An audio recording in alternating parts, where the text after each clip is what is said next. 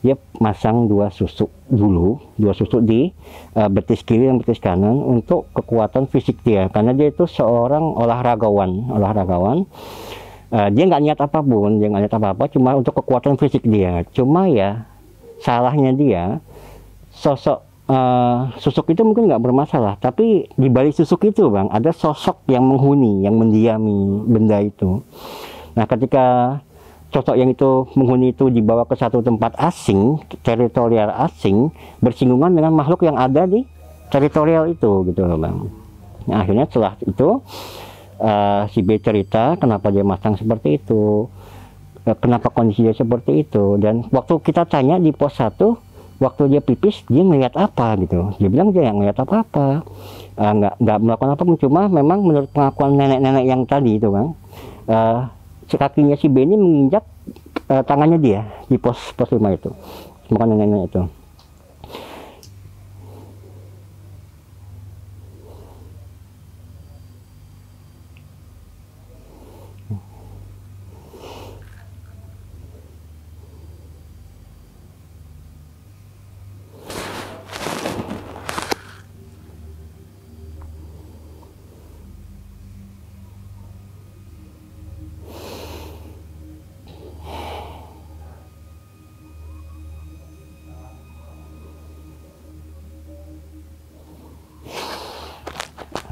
Gue ngerasa ngeri nggak sih daerah belakangnya. Gue jarang bisa nyelesain yang podcast sih lama, karena gue pernah cerita, mau cerita juga ke salah satu podcast, di tengah jalan gitu bang, kayak ada yang apa sih ngarang gue buat cerita gitu.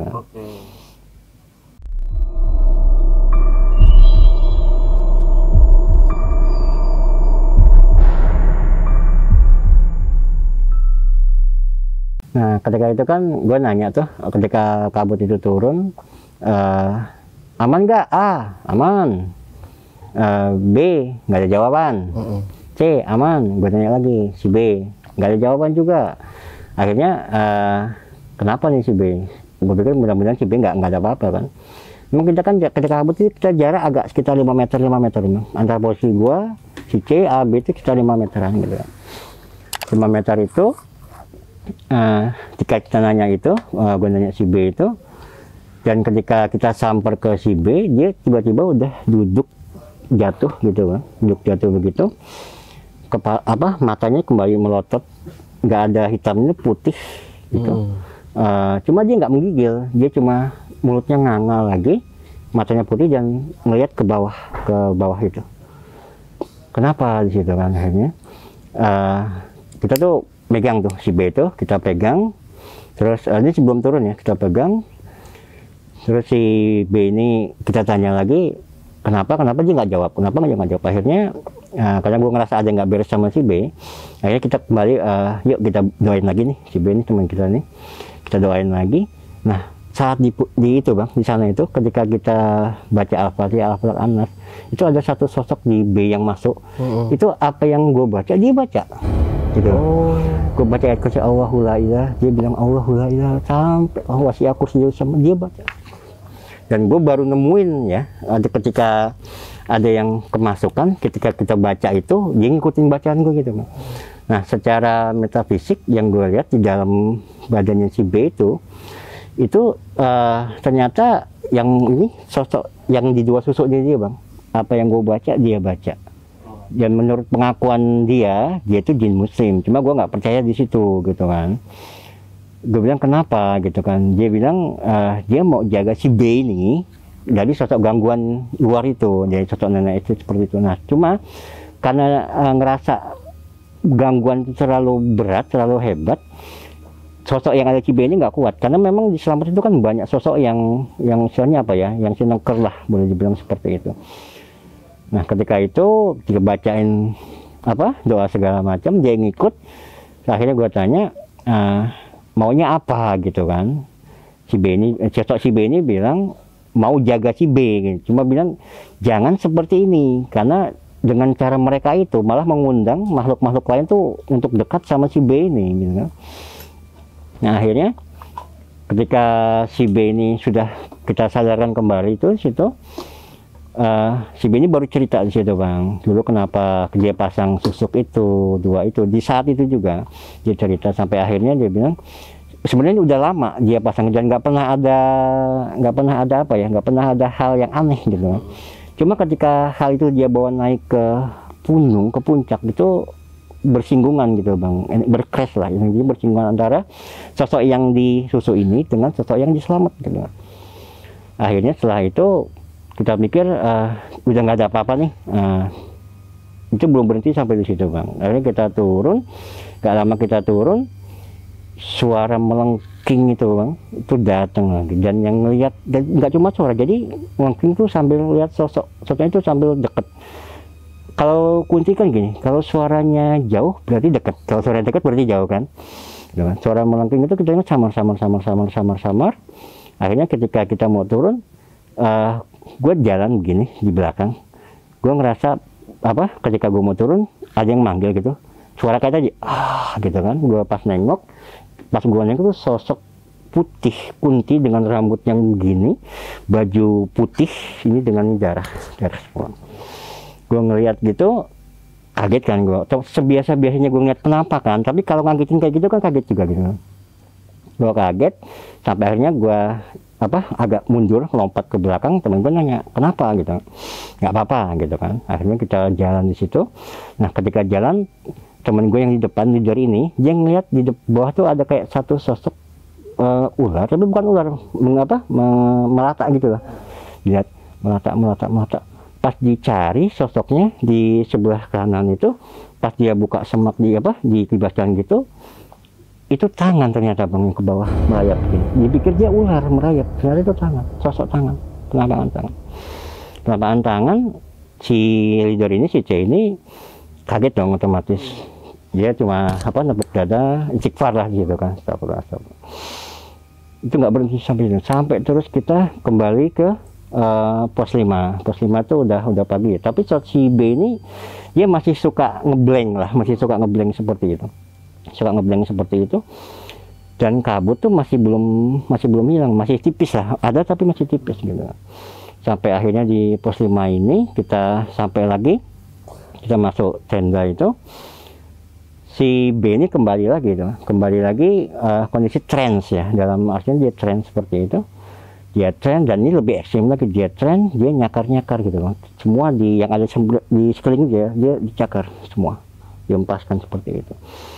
Kita kembali lagi, ya udah kita baca doa sama teman-teman, itu nggak berhenti. Kita megang tangan, si C megang tangan, si A megang tangan, gue megang kaki. Ini nggak berhenti nih. 3 orang dipegang, 3 orang tuh nggak kuat. Kaki itu gue pegang masih nendang aja, sampai yang megang itu pun sampai kewalahan lah. Padahal cuma 1 tangan dia tuh si B. Akhirnya gue coba buka komunikasi lagi, ada apa sih sebenarnya sama teman gue si B ini kan.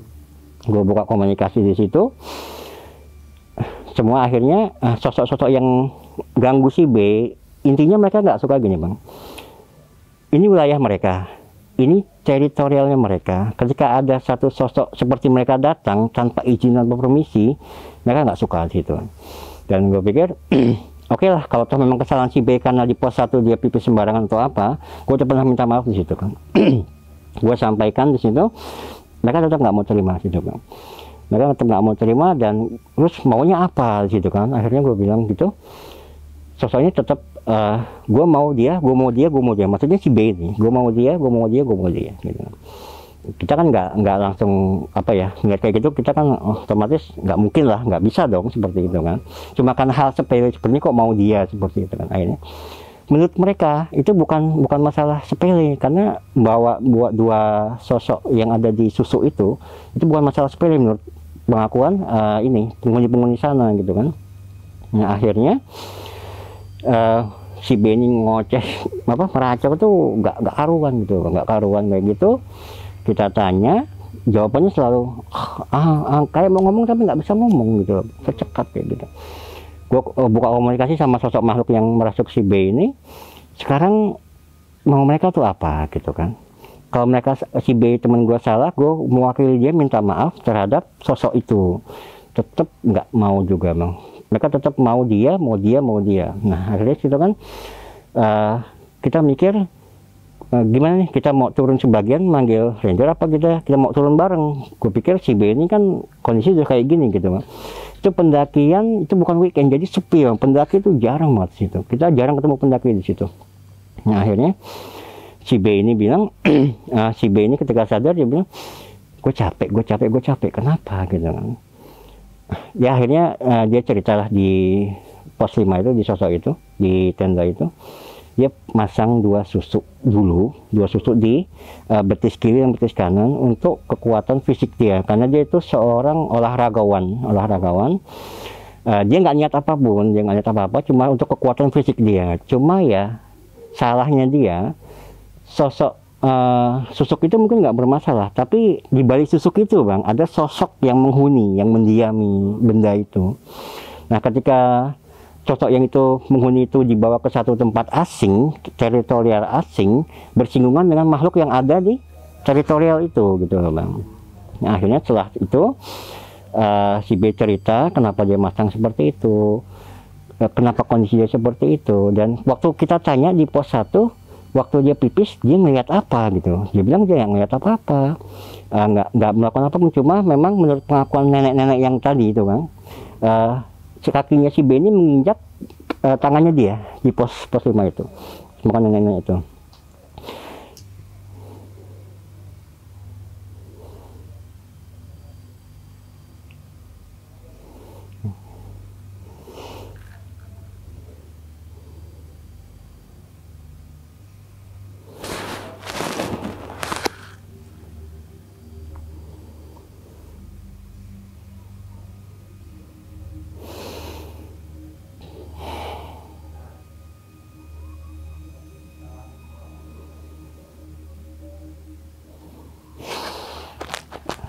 Gue ngerasa ngeri sih daerah belakangnya. Gue jarang bisa nyelesain yang podcast sih Bang, karena gue pernah cerita, mau cerita juga ke salah satu podcast, di tengah jalan gitu Bang, kayak ada yang apa sih ngarang gue buat cerita gitu. Nah di pas 5 di tenda itu, setelah kita turun, si B kan tuh cerita tentang susuk yang dia pasang, maksud dia apa di situ kan. Nah, memang kalau secara itu nggak masalah menurut si B, tapi secara metafisika atau secara spiritual menurut penghuni sana itu satu problema di situ kan. Mereka menganggap teritorial mereka, ketika ada sosok asing yang masuk ke situ, siapapun sosok itu merupakan ancaman buat mereka gitu.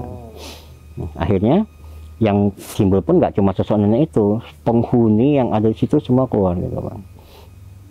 Dan ketika kayak semalam itu, ketika kondisi gua, emosi gua naik, gua kontak dengan sosok harimau putih itu.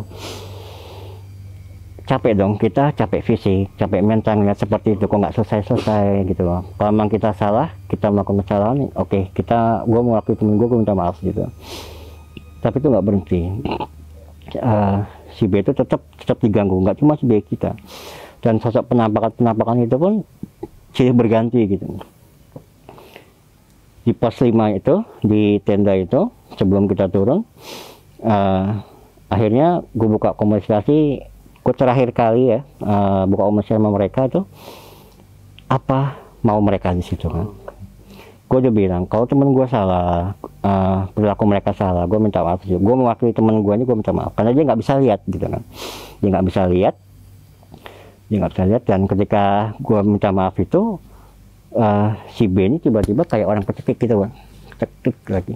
Dan memang secara spiritualnya, metafisik, sosok itu nyekik dia lagi Bang, Dia mau ngomong sesuatu ke gue tapi nggak bisa, dicekik tangan dia begini lagi Bang. Keras banget, kita buka ini keras banget, kita buka keras banget, dan dia ngenggam tuh keras banget kan. Gue kehilangan sabaran di situ, gue emosional di situ, otomatis ego gue agak naik sedikit.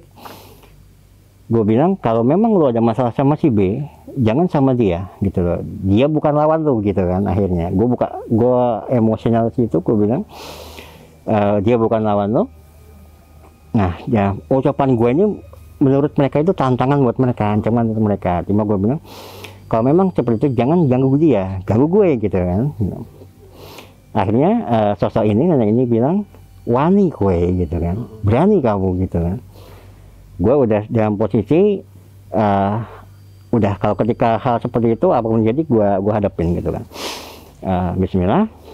Akhirnya setelah itu sosok ini keluar dari si B, dia bilang mau ke arah gue kan, mau ngancam gue seperti itu. Dan ketika gue merasa terancam, sosok harimau putih itu selalu hadir di samping gue tuh kan, selalu di samping gue. Dan sosok ini nggak cuma satu ternyata. Ketika nenek-nenek ini bicara seperti itu, sosok lain di belakang dia banyak. Sosok lain, berbagai macam sosok lah, komplit di situ. Ada yang seperti poci, ada yang seperti kunci, ada yang seperti tadi ya, tangannya panjang, kuku panjang, kepalanya seperti alien. Semua di belakang itu ada.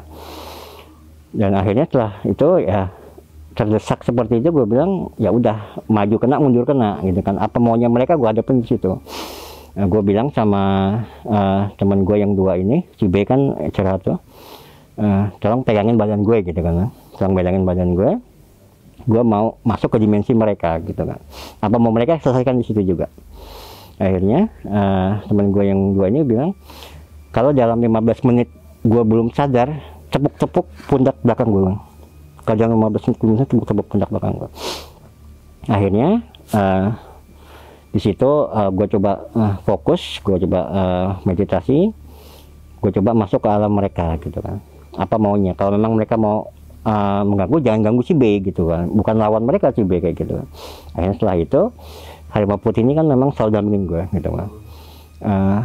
Dari kecil kan memang gue bisa lihat tuh bang, dari 6 tahun ya, usia 6 tahun gue bisa lihat sosok seperti itu, sampai akhirnya berkembang terlatih seperti itu. Dan ketika ada seperti itu, ini udah nggak main-main gue bilang. Akhirnya setelah itu gue coba meditasi, gue fokus, gue bilang sama temen gue 15 menit gue nggak sadar, tepuk-tepuk pinggang gue sama panggil nama gue, tepuk-tepuk sama panggil nama gue di situ.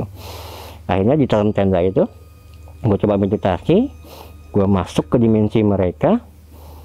Itu banyak yang nunggu situ bang, sosok segala macam sosok, mulai dari yang kecil sampai besar, dan terakhir di belakang mereka gue lihat Kolo Gandharwa itu. Sampai akhirnya nanti kenapa gue tahu nama itu, nanti di terakhir ada sosok Gandharwa itu. Akhirnya apa mau mereka, ya terjadilah fight secara spiritual, secara metafisika di situ. Menurut temen gue yang megangin badan gue tuh kayak model gini ya, mata kepala gue ke kiri kanan gitu. Ini menurut mereka yang megangin gue.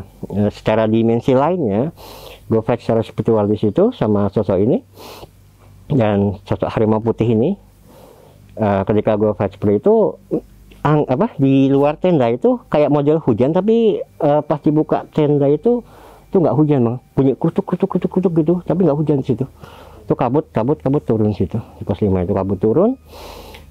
Suasana kok jadi agak mencekam dalam artian gini, suara hewan tuh udah nggak ada lagi, sama kayak ketika masuk pos 4 Samaran tuh, itu kan hening ya. Itu pos 5 ketika itu kabut turun, suasana seperti itu lagi. Sosok nenek-nenek ini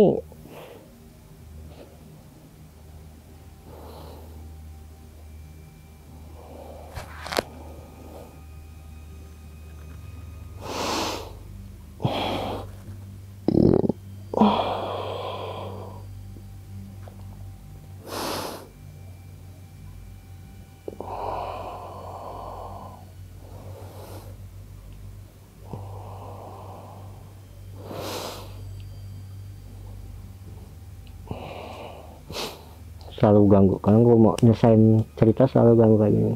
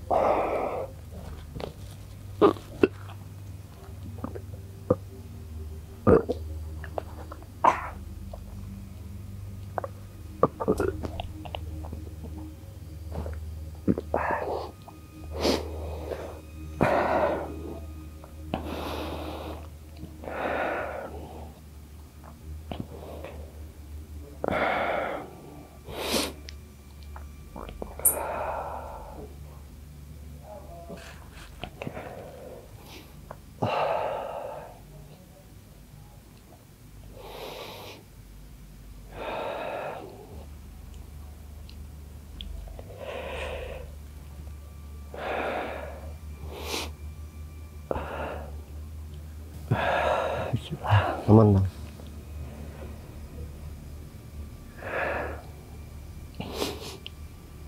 Suasana udah lain.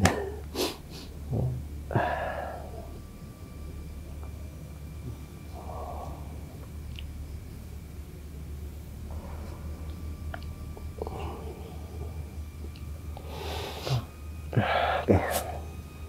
Dah.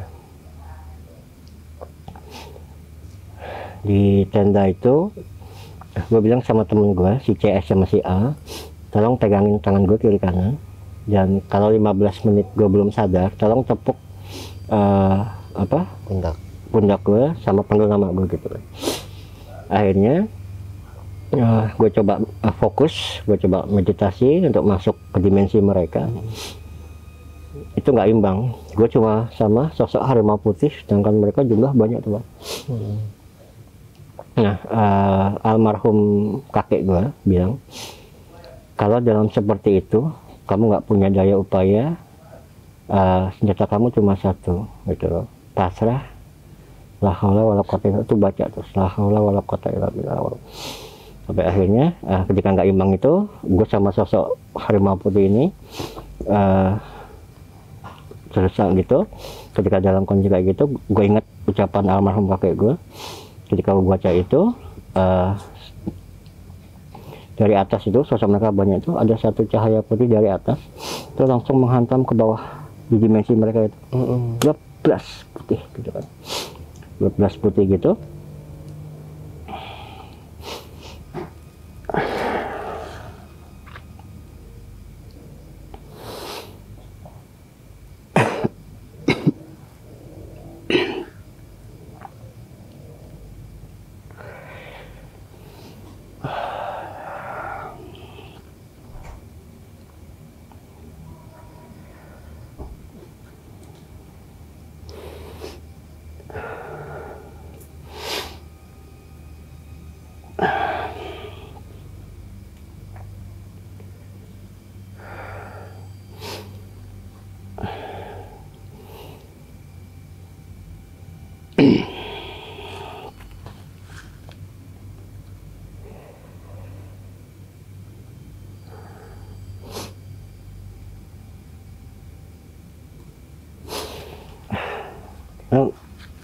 Ngerasain sesuatu gak sih Bang?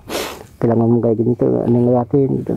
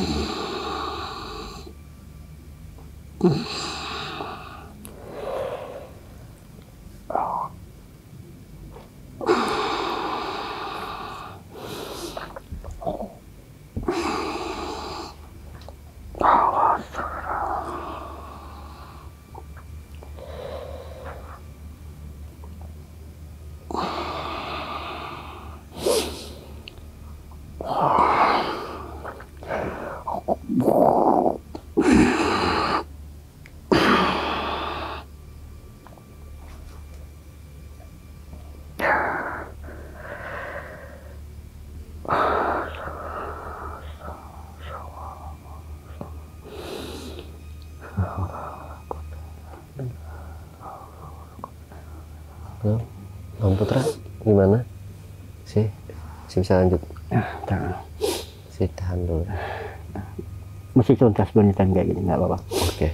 Karena di beberapa kesempatan ketika gue nggak pernah tuntas. Gue pengen hari ini gue tuntas. Oke. Ini bisa kalau memang ada sosok kayak ancaman kayak seperti itu, sosok kontak harimau putih itu suka kontak ke gue kan. Itu otomatis kalau kayak gue merasa terancam, dia masuk ya kan. Kita itu kalau masuk gitu kan.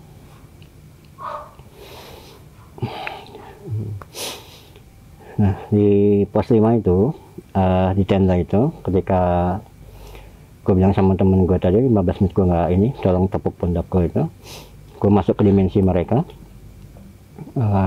Gue terdesak dengan sosok harimau karena mereka jumlahnya banyak. Sosok genderuwo itu yang besar, nenek-nenek itu nggak cuma 120-an di situ. Gue ingat ucapan almarhum kakek gue itu, karena memang sebelum beliau meninggal tuh beliau yang bimbing, yang ngarahin gue ya, seperti itu ya, sampai sebelum gue dapat pembimbing baru. Beliau bilang ketika semua daya upaya sudah tidak ada, baca itu la haula wala quwata illa billah, la haula wala quwata. Gue terus baca sampai akhirnya ini sosok harimau putih ini yang dampingin gue ini, itu tubuhnya tuh udah luka-luka, udah luka banyak karena bersinggungan sama mereka kan, sama sosok makhluk yang taringnya panjang, muka seperti alien itu, dicabik gitu, dia luka. Sosok harimau putih ini luka-luka. Sosok nenek-nenek itu sosok yang lain. Karena memang kita cuma berdua di situ. Jangan mereka tuh sosok banyak gitu kan. Gua baca itu terakhir. Gua nutup mata terpejam, gua baca itu la haula wala quwata illa billah. Itu dari atas ada sinar putih besar itu datang bawah di dimensi mereka. Itu menghantam kumpulan sosok itu kan. Plus kayak model lampu nyala, gelap, terus gelap gitu kan. Di situ hening. Sosok itu udah nggak ada, satu persatu sudah nggak ada, cuma gue dengar suara di situ. Lek kowe wani munggah neh, kowe ra iso mudhun. Baca seperti itu. Kalau mungkin bisa gue artiin, kalau kalian berani naik lagi, kalian nggak akan bisa turun untuk kedua kali di situ. Nah, iya teman gue yang megangin ini, dia ngeliat di pelipis bibir gue tuh darah sedikit, di bibir sebelah kiri, sama ludah, ini udah berusaha gitu. Badan gue tuh udah gemetar, dingin, nggak keruan kayak gitu. Akhirnya selesai di situ, suara sosok tadi, dan gue berharap saat itu berhenti sampai di situ. Nah ternyata setelah sosok yang lain itu, sosok yang genderuwo ini bang, yang tinggi 6 meter, itu belum selesai di situ kan, karena dia merasa dia itu penguasa teritorial di pos 5 situ, di pos 5 sama yang rangkah gitu. Akhirnya dengan sisa-sisa yang ada ya, gue sama harimau ini, kita terpaksa harus fight bareng lagi sama sosok itu. Dan seperti tadi ketika gue tuh udah lemas dalam artian di dimensi mereka, gue tuh udah nggak bisa apa-apa, gue udah terkuras semua lah gitu kan.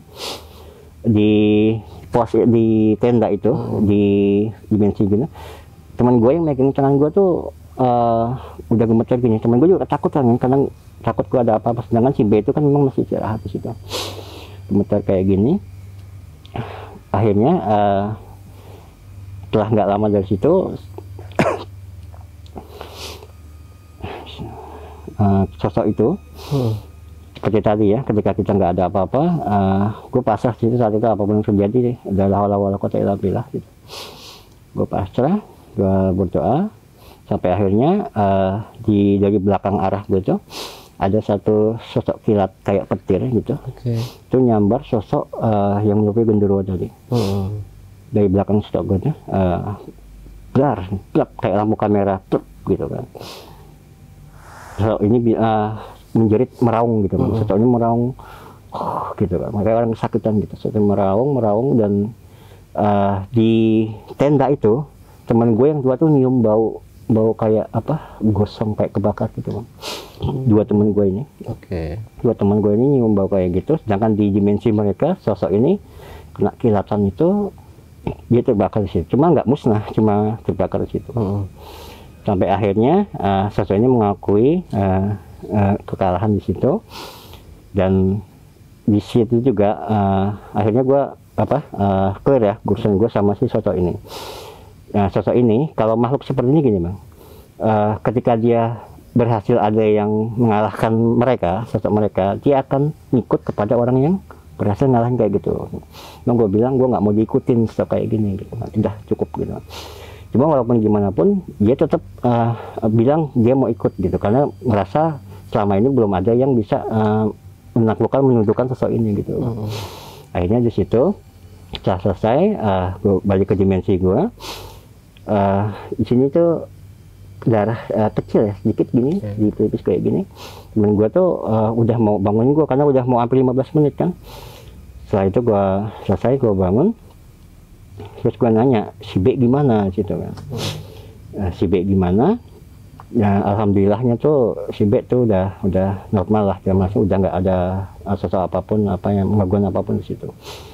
Nah, cuma yang gue khawatirin kan sosok nenek-nenek ini nih. Sosok nenek-nenek ini kan dia bilang dia belum berhenti gitu kan. Tapi karena sosok yang genderuwo ini, yang seperti genderuwo ini, sampai akhirnya gue buka komunikasi setelah di dimensi mereka itu, dia memperkenalkan nama gitu kan. Namanya itu Kolo Gandarwo, namanya seperti itu. Dia yang menguasai teritorial di pos 5. Sedangkan si nenek-nenek itu yang di pos 1. Jadi tiap pos itu ternyata punya teritorial masing-masing dan punya penguasa masing-masing gitu Bang. Seperti itu. Nah si nenek itu yang di pos 1 gitu kan. Nah gue khawatir kalau gue turun aman nggak ya, sedangkan si sosok nenek itu kan masih di pos 1 gitu kan. Cuma dia bilang si Kolo Gandarwo ini dia akan setelah dia tunduk itu, dia akan ngawal kita turun sampai ke pos 1 gitu. Akhirnya itu kabut masih belum hilang tuh Bang, tipis tapi belum hilang gitu. Kita packing, persiapan buat turun, terus gue tanya sama si B, aman nggak, kondisi fisik kuat gitu kan. Cuma kita masih khawatir gangguan-gangguan di bawah gitu kan. Akhirnya setelah itu kita packing segala macam selesai, kita mulai turun, start itu dari pos 5 itu turun ke bawah. Kita sih target jangan sampai sore sampai ke base camp gitu kan. Kita target, cuma tetap kita jalan nggak cepet ya, pelan-pelan gitu Pak. Kita turun ke Samarantu nih, pos 4 gitu kan. Ngelewatin 2 pohon yang tadi tuh Bang. Nah kita ngelewatin 2 pohon yang tadi. Suasana ketika yang tadi hening itu, kita kayak keluar dari satu tempat yang tertutup, terus tiba-tiba keluar ke tempat yang normal gitu kan. Kita lewati pos itu, kita kayak ngerasa nembus angin gitu, set gitu. Jadi kayak apa ya, banyak mitos di Samarantu itu gerbang gaib gitu ya Bang. Banyak mitos seperti itu. Cuma kalau yang gue ngerasain pribadi, ketika gue keluar situ, gue kayak nembus sesuatu yang transparan gitu. Gue keluar dari satu tempat ke tempat gitu kan. Gue keluar dari situ, teman-teman gue juga yang lain, nggak terlalu ngerasain itu kan. Gue keluar dari situ, pas baru mau keluar, itu gerimis kan, mulai gerimis. Terus kita bilang pakai mantel deh, nggak pakai mantel. Kita nggak istirahat di situ, karena kita ngejar target sampai bawah, jangan sampai sore gitu kan. Kita keluarin mantel, kita jalan lagi pelan-pelan, pegangan itu, tracking pole pelan-pelan lah, buat tracking pole di depan itu. Terus jalan, tetap suara, terus penampakan kekelebatan itu masih tetap ada tuh Bang, dari Samarantu ya. Dari Samarantu di pos 4 turun, itu suara masih ada, penampakan masih ada, dan ada satu kayak model dahan jatuh ketika kita turun itu, prak gitu kan, dahan jatuh gitu. Tapi kita cari sebelah kanan sisi, itu nggak ada apa-apa di situ, kosong gitu kan. Kita jalan lagi pelan-pelan, di depan kita tuh ada yang hadang satu sosok anak kecil gitu. Anak kecil sekitar 7-8 tahun, itu ada di jalur kita mau turun ke bawah tuh Bang. Itu anak kecil itu, kita turun,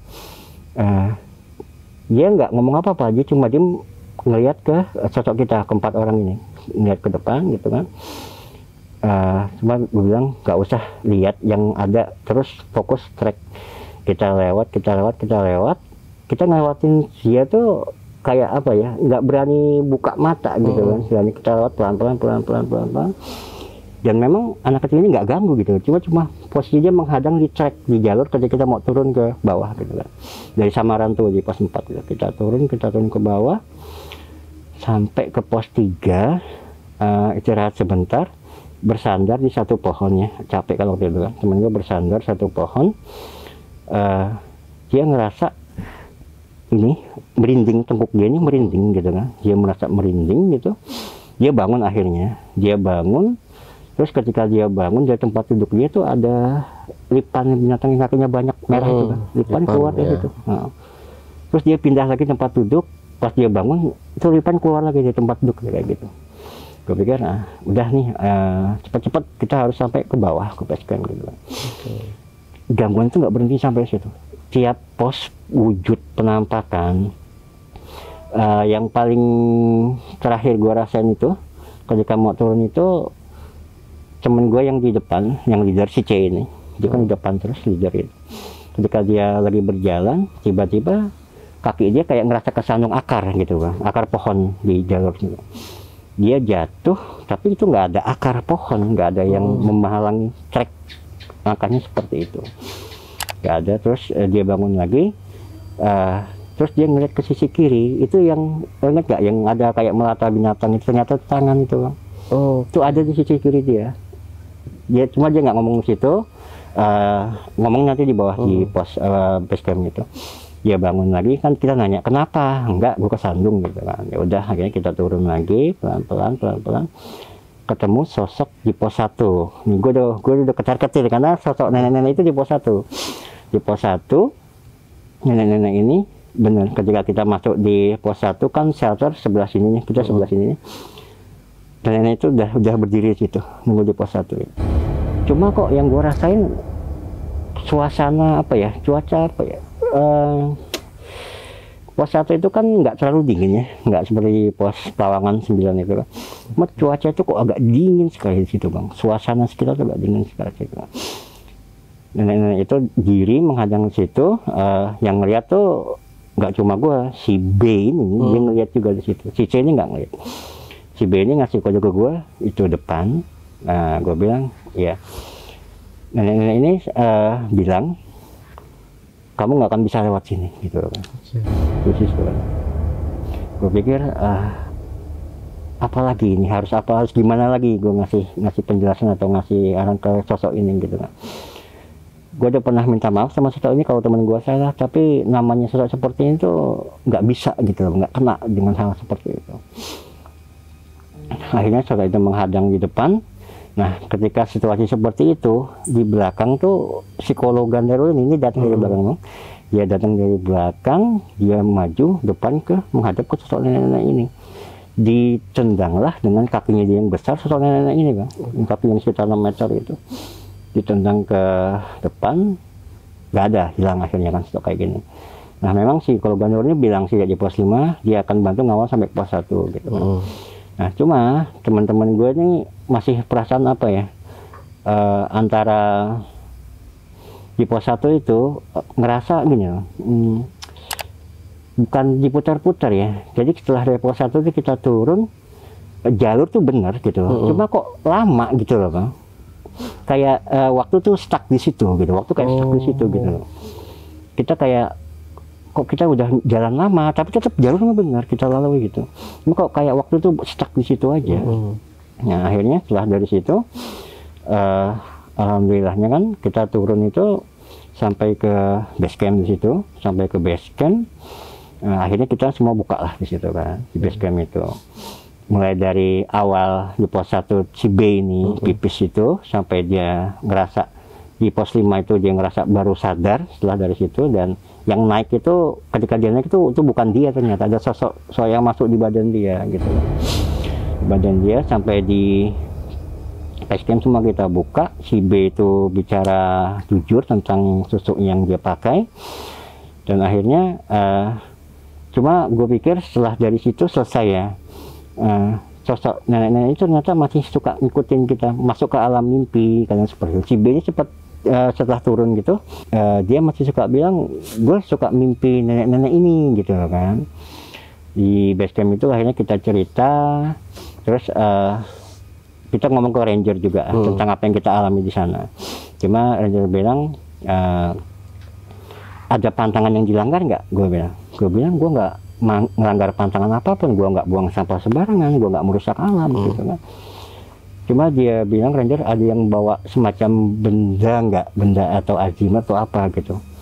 Kita nggak ada yang bawa tuh bang, kita nggak ada yang bawa karena memang kita nggak bawa. Cuma akhirnya si Benny bilang dia pernah pasang tusuk 2. Nah menurut ranger itu masalahnya di situ gitu. Nah akhirnya setelah dari base camp itu kita cerita di situ, semua kita buka apa yang pengalaman masing-masing itu. Di base camp itu semua jujur lah, mulai naik sejak kita di pos 5, kita di atas di puncak sampai kita turun gitu kan, semua akhirnya cerita seperti itu. Dan si B juga dia ngaku gitu loh, akhirnya memang dulu pernah pasang seperti ini dan dia mau lepas lah, mau insaf, mau tobat seperti itu kan. Dan akhirnya setelah dari situ pulanglah kita dari situ, dan gangguan itu si B ini bang tetap diganggu sama sosok nenek ini. Dalam mimpi, tapi dalam mimpi gitu ya. Dalam mimpi dia sempat diganggu seperti ini, dan ketika dia bangun keringat deras, keringat sebesar biji jong itu banyak gitu. Dan si B ini kadang dia dalam kegiatan dia suka melihat sosok penampakan nenek ini. Misalkan dia kerja nih, dia mau ke toilet, dia lihat sosok itu, dia kembali gitu kan. Nah gue bilang coba diruqyah di situ, sekali, 2 kali, 3 kali ikut terapi ruqyah, berkurang tapi nggak hilang gitu bang, berkurang. Nah cuma gue juga sempat mimpi si nenek ini, dia bilang kalau kalian mendaki lagi untuk yang kedua di Slamet, kalian nggak akan pernah bisa turun untuk kedua kali. Pertama kali kalian bisa turun, kedua kali kalian nggak akan bisa turun di situ. Ya sosok ini selalu ngikutin si B ini, suka menampakkan diri dalam mimpi atau keseharian seperti itu. Dengan terapi ruqyah berkurang tapi nggak hilang gitu bang. Karena apa ya, sosok makhluk gaib kayak gini ya, ketika dia sudah dendam, ketika dia sudah punya keinginan dia akan tetap ikut manusia yang seperti itu bang. Nah beberapa kali juga gue sempat sharing sama si B ini, gimana, sudah dilepas belum nih yang 2 ini. Dia bilang waktu dia masang itu sama seseorang yang masang ini, itu nggak usah dilepas karena susuk kayak gini kan dia akan lebur di pembuluh darah, di aliran darah. Tapi yang nggak akan lebur itu sosok jin yang ada di susuk seperti ini, Pak. Dia tetap ngikutin seperti itu. Nah, akhirnya setelah diruqyah berkurang, cuma masih sesekali masih mimpi seperti itu. Gue pikir ya udah nggak apa-apa lah, yang penting nggak secara efek nyata tuh nggak mengganggu banget seperti itu ya. Akhirnya setelah dari situ kita kembali dan kita mutusin sama berempat ini udah nggak akan ke Slamet lagi mulai dari pendakian kayak gitu, karena kita udah diwanti-wanti sama nenek ini, kalian bisa turun pertama kali, nggak akan bisa turun untuk ketika kalian naik kedua kali, nggak akan bisa turun seperti pertama kali gitu. Itu yang gue ingat ketika terakhirnya sosok nenek itu bilang seperti itu. Lagi nih, hal sepele ya sebenarnya ya, pipis menginjak satu, karena memang kita nggak bisa lihat gitu kan, kita menginjak. Tapi ketika kita nggak tahu itu, sosok yang seperti itu nganggap kita tuh melukai mereka, sampai akhirnya ngejar terus sampai ke pendakian, terus sampai ke turun pun tetap ganggu seperti itu. Akhirnya setelah dari base camp itu kayak gitu, kita kembali dan gue tetap kontak sama teman-teman gue ini, masih ada gangguan nggak ketika mereka di rumah. Yang si C sama si A ini nggak aman. Nah si B ini masih suka mimpi yang gue bilang tadi. Terus dia ketika kerja dia ngeliat sosok penampakan nenek-nenek, ketika disamper nggak ada sosok itu, masih seperti itu. Dan gue bilang lepaslah apa yang pernah lu pasang di sini kan. Mungkin dengan cara seperti itu lu bisa bebas dari gangguan seperti itu. Dan sosok nenek ini juga masih marah ke gue karena gue ngerasa karena dia ngerasa gue ganggu dia ketika dia mau menyalakai si B ini gitu. Dan itu nyata ya, dalam artian gini, ketika dia si B ini pernah kan di atas kan dia ngerasa kecekik, itu biru, bener-bener biru kan, kayak orang kecekik di sini ya, bener-bener biru. Terus yang si B mimpi malamnya itu dia dicakar, itu di belakang punggung dia pagi itu ada kayak bekas tiga cakaran begini. Seperti itu. Dia gangguan tuh nyata, padahal hanya lewat mimpi di situ kan. Nah akhirnya setelah itu berkurang dengan terapi ruqyah sampai akhirnya selesai. Si B itu berapa bulan ini ya gue kontak, masih ada gangguan enggak ya. Cuma memang nenek ini masih penasaran sama gue gitu bang, kadang-kadang masih suka nampakin diri, karena gue ngerasa gue ganggu dia dengan sosok khodam harimau putih ini seperti itu kan. Nah, setelah itu alhamdulillahnya kita udah nggak ada apa-apa. 3-4 bulan setelah itu teman-teman gue udah oke. Cuma ya gue ngerasa gue masih belum selesai dengan si nenek ini gitu. Karena beberapa kali ketika gue coba menceritakan ini ke beberapa teman atau apa, selalu nggak pernah bisa tuntas gitu Pak. Selalu kayak ada yang halang seperti itu Pak. Sampai di salah satu channel juga ya di Bogor itu pernah mengundang gue buat podcast di tentang selamat ini. Itu nggak selesai. Ketika mau bicara selalu ada yang menghalang-halangi. Ngerasa gue tuh nggak boleh ngomong, jangan ngomong situ. Karena mereka tuh nggak suka diketahui sosok mereka kayak gitu. Buat kita gitu kan. Nah cuma akhirnya setelah itu 3-4 bulan nggak ada halangan, alhamdulillah ya udah gue pikir temen-temen gue aman nih. Kalau toh mereka sosok ini masih menampakkan ke gue nggak masalah gitu kan. Selama dia nggak berbuat yang mencelakaan seperti itu. Nah mungkin itu secara garis besar yang bisa gue ceritain tentang selamat 2021 itu Bang. Oke Bang, itu sebenarnya sosok nenek-nenek itu sampai sekarang belum ketahuan nih sosok dia dulunya apa, atau emang benar-benar dari pada zaman dahulu kalanya itu dia emang menghuni di pos 1 itu. Iya, kalau memang waktu kita di base camp mah kita kan sharing, kita ke Rangers itu yang melihat sosok itu pendaki banyak Bang, sosok nenek itu. Cuma dia berganti-ganti antara nenek-nenek dengan sosok wanita, nenek-nenek dengan sosok wanita. Cuma yang waktu kita naik, kita lihat sosok nenek-nenek itu, gitu loh. Dan yang megang kaki temen gue waktu naik dari pos 1 pos 2 pun nenek-nenek itu, perempuan itu. Mungkin secara metafisik itu cuma dipegangi, tapi secara nyata kita jalan tuh berat Bang. Kerasa ya Bang, berat banget kayak gitu. Akhirnya setelah dari situ memang pihak base camp mikirnya di pos 4 kita camp, padahal kita nggak ngecamp. Kenapa kita diganggu gitu kan? Akhirnya kita cerita, teman gue ini pipis di pos 1. Nah akhirnya kan pihak base camp bilang udah permisi belum gitu kan? Iya betul. Temen gue bilang ya namanya dia biasa pipis itu nggak permisi atau apa ya, dia pipis aja di situ kan. Dan pipis itu kaki dia ternyata menginjak tangannya sosok nenek itu. Nenek itu sedang istirahat di pohon itu Bang. Mulai dari situ sampai diikutin, diteror sampai pos 5 segala macam. Dan ketika pos 5 itu gue bilang tadi, ketika gue emosi marah, gue kontak sama sosok harimau putih ini. Dan ketika sosok harimau putih datang, teritorial pos 5 ini penguasa lah boleh dibilang. Itu sosok genderuwo tadi itu muncul situ. Karena ngerasa ini siapa nih datang seperti ini gitu kan. Nah, alhamdulillah setelah itu sampai bawah 3-4 bulan setelah dari selamat itu gue tetap kontak. Udah nggak ada apa-apa, si B ini cuma kadang-kadang masih lihat. Dan kalau gue pribadi gue nggak masalah, mau diliatin sosok ini pun gue nggak masalah gitu kan. Memang ketika kita cerita ya, kita berempat ini mereka nggak berani cerita karena mereka takut sosok ini datang dan ganggu mereka gitu lah. Dan gangguan itu nyata ya, dan macam gini, ketika mimpi sih dikejar atau dicakar gitu itu mimpi, tapi ketika bangun perih di punggung tuh saya Bang, perih. Jadi kayak modelnya masuk ke dimensi mimpinya mereka gitu ya. Secara nalar nggak masuk lah di situ ya, mimpi, tapi secara logik nyata itu ada gitu Bang. Ada gitu. Kadang gini, ketika gue ceritanya sama teman-teman yang lain, mereka bilang nggak mungkin lah itu kan cerita-cerita zaman dulu gitu. Mereka nggak ngerasain apa yang gue rasain gitu. Kayak model mereka nggak pernah mendaki gitu kan. Nah, masa iya sih zaman Android 2021? Iya betul, banyak banget sih Bang yang kayak gitu. Banyak orang yang ada yang menganggapnya ini hanyalah sebuah cerita. Itu dari sudut pandang mereka. Tapi dari kita yang mengalami, merasakan langsung, bersinggungan langsung dengan mereka, ya kita ngalamin itu. Mereka nggak tahu apa yang terjadi sebenarnya. Betul, karena mereka memandang dari sisi mereka gitu. Bang. Karena seperti gini, misalkan gue bilang gula tuh manis, tapi lu belum nyoba, lu belum pasti nggak ngerasa yakin kan gula tuh manis. Ketika lu nyoba gula manis, lu baru yakin gula tuh manis. Gitu. Kayak mereka pun seperti itu. Kalau mereka nggak ngerasakan ketika mereka mendaki atau apapun, mereka nggak akan bisa seperti itu gitu loh Bang. Nah, makanya gue ketika bicara cerita hal ini, gue pilih-pilih dalam artian komunitas yang bisa menerima apa yang gue sampein gitu kan. Karena nggak semua orang bisa menerima cerita apa yang kita sampaikan kayak gitu.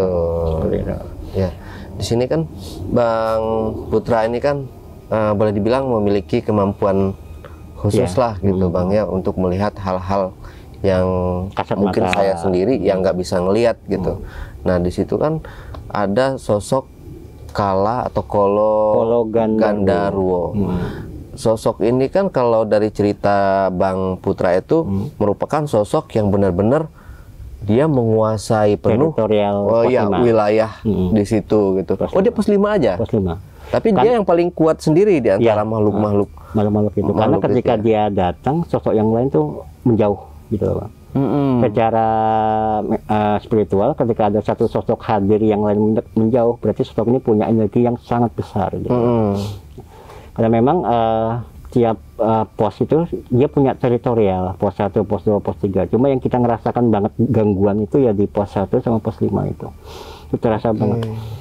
Tenda nggak ada angin, nggak ada, tuh seperti dikoyak-koyak dari atas gitu loh, Bang. Terus di atas pun seperti ada tangan yang menutup siap menghantam tenda gue, seperti itu gitu kan. Nesting yang di luar kayak gini nih, bunyi klik gitu kan. Padahal kita buka itu nggak ada apa-apa gitu, Bang. Itu nggak cuma gue yang dengar, semua dengar kayak gitu. Dan memang kan gunung itu tempatnya mereka gitu loh, Bang. Dalam artian ya, kita bertamu, kita udah mencoba sangat untuk permisi, untuk sopan, nggak melanggar pantangan apapun, tapi tetap di tengah jalan ada saja hambatan atau halangan seperti itu. Itu seperti itu ya. Mungkin apa ya, buat teman-teman mungkin yang sama juga suka mendaki atau trekking seperti itu, kadang kita nggak bisa memprediksi apa yang akan terjadi di jalur pendakian. Gitu kan. Kita udah mewanti-wanti, kita nggak melanggar pantangan, kita udah nggak mau apapun, tapi pasti ada satu masalah atau di jalur pendakian yang kita nggak bisa sewaktu-waktu itu terjadi gitu kan. Kita nggak bisa prediksi itu gitu. Dan ketika itu terjadi ya jangan mundur, hadapi gitu seperti itu. Dan yakinlah Tuhan tuh nggak akan pernah meninggalkan hambanya yang sendirian seperti itu, Bang. Dan jangan pernah takut sama sosok makhluk seperti itu, Bang. Karena gini, makhluk itu semakin kita takut, energi kita akan keserap mereka, dan mereka akan semakin membesar gitu, Bang. Dan artinya semakin wujud mereka semakin menyeramkan. Apa yang ada di pemikiran kita tuh akan tampak seperti itu. Gitu lah. Jadi misalkan mindset kita kan penampakan tuh serem dengan mata merah. Kalau semakin kita takut, kita akan terserap energi kita ke mereka. Mereka akan semakin menakut-nakuti kita gitu. Itu yang ditanamkan sama alam juga seperti itu. Nah, mungkin sekali garis besar yang bisa berjalan tentang pendakian di Slamet gitu. Bang.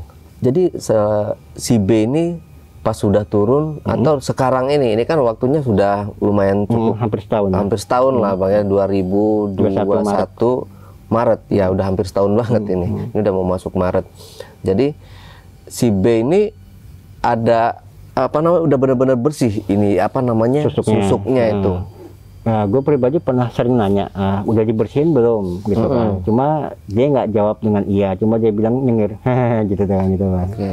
Cuma gue nggak nanya, nggak ngejar dia udah seperti apapun, cuma gue bilang cobalah ruqyah, mungkin dengan cara itu bisa bersih secara pribadinya. Dan dia udah jalan itu, Bang, terapi ruqyah itu udah jalan. Dan itu sudah berkurang penampakan sosok nenek, walaupun sesekali dalam mimpi masih seperti itu, Bang. Masih ngejar gitu kan. Dan mungkin kalau kita naik ke sana, kita harus ditandai ya dengan tanda kutip seperti itu kan. Dan banyak kejadian pendaki lain yang juga memang itu gangguan tuh nyata buat mereka, buat kita yang pernah mendaki gitu. Kadang buat yang nggak ngalami itu apa iya gitu, apa benar bisa seperti itu kan. Tapi buat kita yang ngalami, kita yang mendaki itu ya itu real buat kita, dan itu nyata buat kita. Tadi ya. Itu kan dia udah ikut hadir juga si sosok nenek yang diceritakan itu tadi. Dia ngerasa terganggu atau gimana sih, Bang? Dia nggak mau sosoknya diceritakan. Dia nggak mau dieksplor tentang sosok ini gitu. Karena semakin banyak orang tahu, semakin banyak orang yang waspada dengan dia. Padahal kan gitu kan. Dan dengan dia memang sukanya seperti itu gitu, Bang. Sosok itu kan memang sukanya ganggu, menjahili seperti apa, walaupun gini. Mungkin kita nggak pernah berbuat usil, nggak pernah, tapi memang sosok kayaknya usil gitu, Bang, mengganggu seperti itu, Bang. Dan selalu cari masalah seperti itu. Hal yang kecil dibesar-besarkan. Sekarang gini, hal sepele sih, ranting aja ya. Kalau kita lihat, kita nggak akan injek itu loh, Bang. Tapi karena kita nggak lihat, teman gue si Ben nggak lihat, ya otomatis dia injak itu kan. Di pohon itu, di bawah itu ada ranting, dia buang air kecil di situ. Dan menurut pengakuan si nenek itu di pos 5, tangan dia tuh terinjak sama si B, sama teman gue si B. Sampai akhirnya diikutin sampai pos 5, sampai bikin si B tuh. Nah, pertanyaan gue gini, mulai pos 2 sampai pos 5 kalau bukan si B itu siapa yang ada dalam sosok si B? Itu gue masih belum bisa clear di situ tuh. Karena ketika gue tanya sama si B, dia ngerasa setelah dari pos 1 dia kayak apa, tidur kayak mimpi di satu pohon diikat gitu, dan dia baru sadar di pos 5 gitu waktu di atas itu. Memang selama pendakian itu kayak dia ditanya itu, jawabannya cuma nggak panjang bang, aman, gitu kan, kuat nggak, gitu, nggak ngomong kayak biasa, nggak kayak gitu. Oh, nggak ada ngobrol-ngobrolnya kayak gitu. Lebih banyak diam, lebih banyak diam seperti itu. Tapi kalau untuk si A sama si C ini mereka cuma adalah mereka mendengar atau melihat juga gitu. Karena si C ini kan leader di depannya. Nah, dia apapun yang lewat duluan dia lihat duluan gitu kan. Waktu itu kan dia sempat pindah ke belakangan karena dia ngeliat gitu. Nah, ketika di belakang dia dengar suara gitu kan, dia balik lagi gitu tukeran gitu. Oh gitu. Tapi kalau untuk posisinya si A dengan si C ini mereka sudah maksudnya naik gunung itu sudah berpengalaman lah, boleh dibilang gitu. Kita tuh satu organisasi di DIMPA. Cuma mungkin setelah kita lulus kuliah kita mencarkan ya. Mungkin mereka punya organisasi lain, mereka naik. Cuma waktu kita masih di Kelatsar itu kita memang sering naik bareng gitu. Cuma di Kelatsar itu kan kita dilatih buat survival di alam, bukan dilatih buat menghadapi hal non mistis seperti ini gitu kan. Kita nggak dilatih buat seperti itu gitu. Jadi ketika kita menemui hal seperti itu ya seberani-berani dan sebiasa-biasanya kita itu beneran kaget di situ gitu.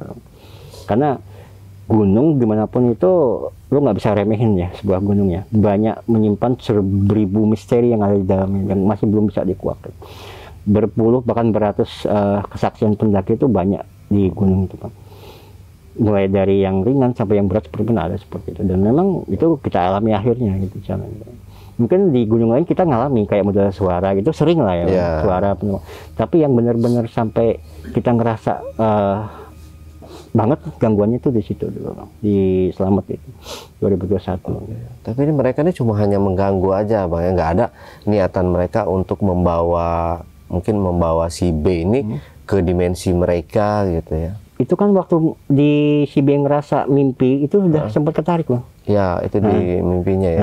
Sampai akhirnya dia salah di pos 5, dia nenek ini bilang pengen si B.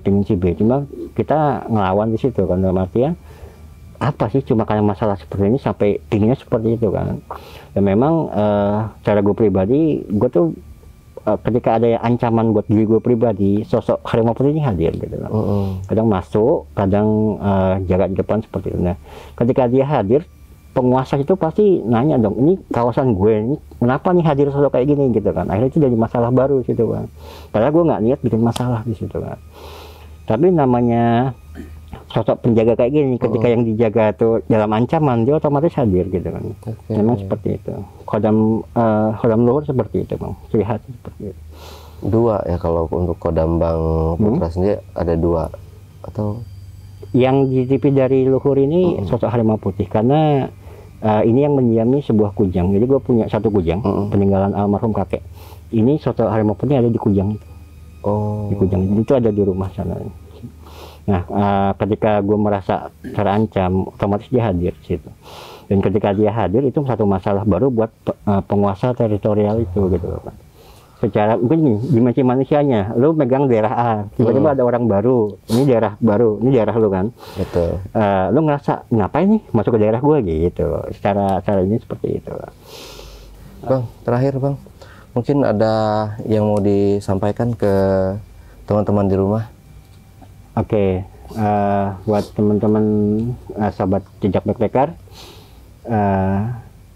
mungkin kalau untuk seorang pendaki menaklukkan puncak bukan segalanya ya, gitu ya. Dan ketika kita mendaki, solidaritas itu yang utama. Gitu. Betul. Solidaritas yang utama. Tujuan utama kita mendaki kan, waktu gue pribadi untuk refreshing dan tadabbur alam, mengagumi ciptaan Tuhan gitu lah, mengagumi ciptaan Tuhan yang Maha Esa. Satu hal, ketika mendaki fokuskan niat sejak awal, itu satu ya. Dan tuntaskan, buang semua ego. solidaritas dalam pendakian nomor satu. Lu naik berempat, lu turun berempat gitu loh. Apapun yang jadi teman lu, jangan pernah tinggalkan dia gitu. Istilahnya apa? Lu naik aman, lu turun aman, seperti itu. Dan satu hal lagi, jangan pernah takut sama sosok-sosok apapun selain itu, karena sebagai manusia secara fitrahnya ya, kita manusia tuh diberikan satu khalifah lah, sebagai pemimpin di dunia gitu. Jadi kita menghargai sosok mereka, keberadaan mereka sebatas makhluk ciptaan Tuhan yang lain. Silahkan hidup mereka dengan dunia mereka, kita dengan dunia kita, untuk tidak saling mengganggu seperti itu. Dan satu hal lagi, jangan pernah dari pengalaman-pengalaman teman-teman atau pendaki lain, jangan pernah menyurutkan niat kalian kalau memang ingin mendaki, ya mendakilah gitu loh. Karena ketika di atas, di puncak, semua lelah yang terbayar itu terbayar gitu loh Bang, dengan pemandangan yang luar biasa eksotis seperti itu. Karena di Selamat sendiri kan, ketika di Pelawangan itu kita bisa melihat Sumbing, Sindoro itu kelihatan indah banget dari sana Bang, dari atas Pelawangan. Ya, mungkin itu aja saran yang bisa gue kasih untuk sahabat-sahabat jejak backpacker semua. Nah, Backpackers, itulah tadi obrolan misteri jejak backpacker bersama narasumber kita, Bang Putra.